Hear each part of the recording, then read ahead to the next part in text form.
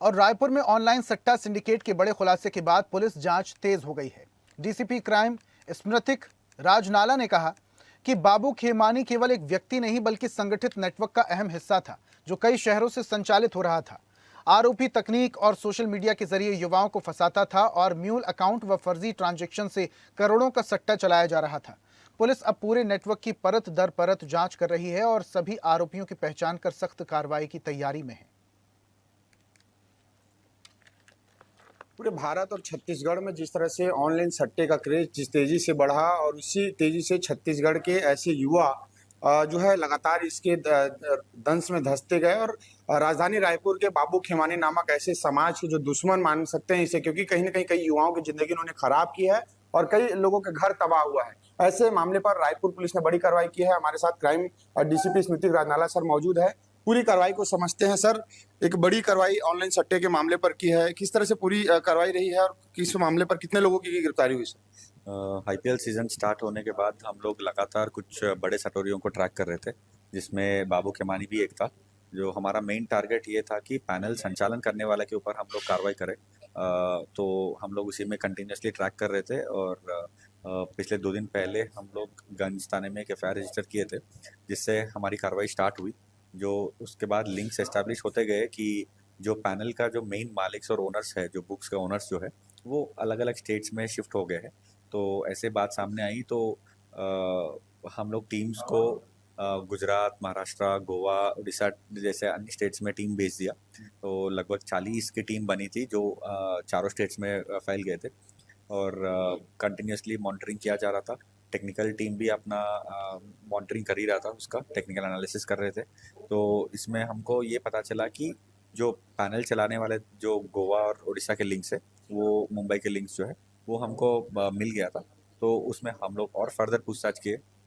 कौन ये बुक्स चला रहे थे। बजरंग बुक नाम का भी एक नाम आ रहा था, रेड्डी अन्ना के नाम पे भी एक आ रहा था और ट्रिपल स्टम्प्स के नाम पे एक आ रहा था। तो सभी ओनर्स को हम लोग टारगेट करने लगे।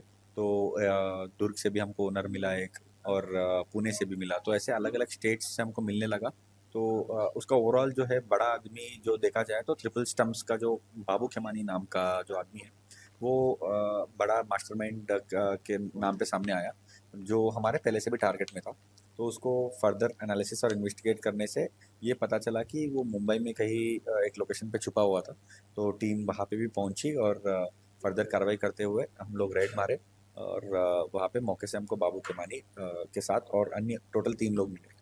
सर ये युवाओं को कैसे उन तक पहुंचता था, अपनी आईडी कैसे पहुंचाता था, कैसे पूरा इसका सरगना काम करता था? बाबू खेमानी का जो है यूट्यूब और इंस्टाग्राम में सोशल मीडिया इन्फ्लुएंसर है, तो काफ़ी फॉलोअर्स है उसका और उसी से वो अपना कारोबार स्टार्ट किया है कि वो जो उसका रील्स और शॉर्ट्स जो एक्टिविटीज़ देखते रहते हैं उन वो जो अप्रोच करते होंगे और अपना जो प्रोफाइल है वो बहुत हाई प्रोफाइल मेंटेन करता है।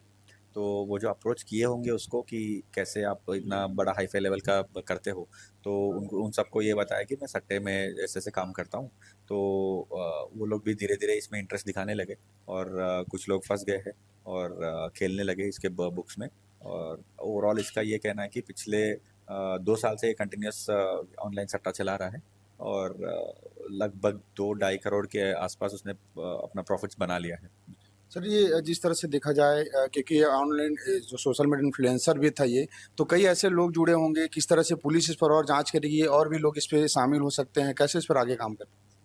इसका अभी जांच तो हम ही लोग कर रहे हैं, बट इसका ओवरऑल अगर सुपरविजन देखेंगे तो काफ़ी हाई लेवल पे सभी लोग इसमें सुपरवाइज कर रहे हैं। सीपी सर से लेके इंटेलिजेंस और एटीएस सभी लोग इसमें मतलब एक्टिवली इन्वॉल्व हो रहे हैं कि मतलब बड़े लेवल पे किस लेवल पे इसका फाइनेंशियल ट्रांजैक्शंस है।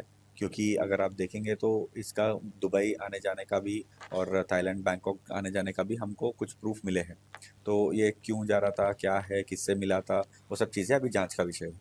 सर ये आखिरी सवाल, कई ऐसे युवा हैं जो ऐसे बाबू खेमानी जैसे लाइफ स्टाइल तामझाम देखकर सोशल मीडिया पे उनकी तरह बनना चाहते हैं, शॉर्टकट कमाई के जरिए अपनाना चाहते हैं। उन युवाओं को क्या कहना चाहेंगे सर कि रायपुर पुलिस किस तरह से उस पर पैनी नज़र रखी है और क्या आगे उन पर कार्रवाई हो सकती है? जो भी पैनल चलाने वाले हैं और खेलने वाले हैं उनको मैं इतना ही कहना चाहूँगा कि कंटिन्यूसली आप देख ही रहे हो कि जहाँ पे भी छुपा हुआ है आदमी, या गोवा, पुणे, जहाँ पे भी छुपा हुआ है हम लोग उनको पकड़ के लेके आ रहे हैं। तो आपका नंबर कभी भी आ सकता है। तो ये सब क्विक मनी के चक्कर में मत पड़िए। जो इलीगल तरीके से जो कमाई हो सकता है उसमें मत पड़िए, क्योंकि आज नहीं तो कल आपका नंबर आएगा, आपका भी गिरफ्तारी होगी। तो फालतू के जेल के पीछे जाने से अच्छा प्रॉपर लीगल इनकम कमाइए, और ये इलीगल इनकम में पीछे मत भागिए। तो ये थे डीसीपी क्राइम स्मृति राजनाला सर, जिन्होंने साफ पूरे बताया कि जो युवा है कम समय में ज्यादा पैसे की चाहत में किस तरह से दंश में धंसते जाते हैं और उसके बाद उन पर क्या आगे कार्रवाई हो सकती है। ऐसे में हम भी आपसे यही अपील करते हैं कि शॉर्टकट कमाई का जरिया आपको सलाखों के पीछे पहुंचा सकता है। ऐसे में रायपुर पुलिस की कार्रवाई लगातार जारी है। देखने वाली बात होगी कि आगे और किसका अब नंबर आने वाला है। कैमरामैन सतीश के साथ हिमांशु पटेल, रायपुर।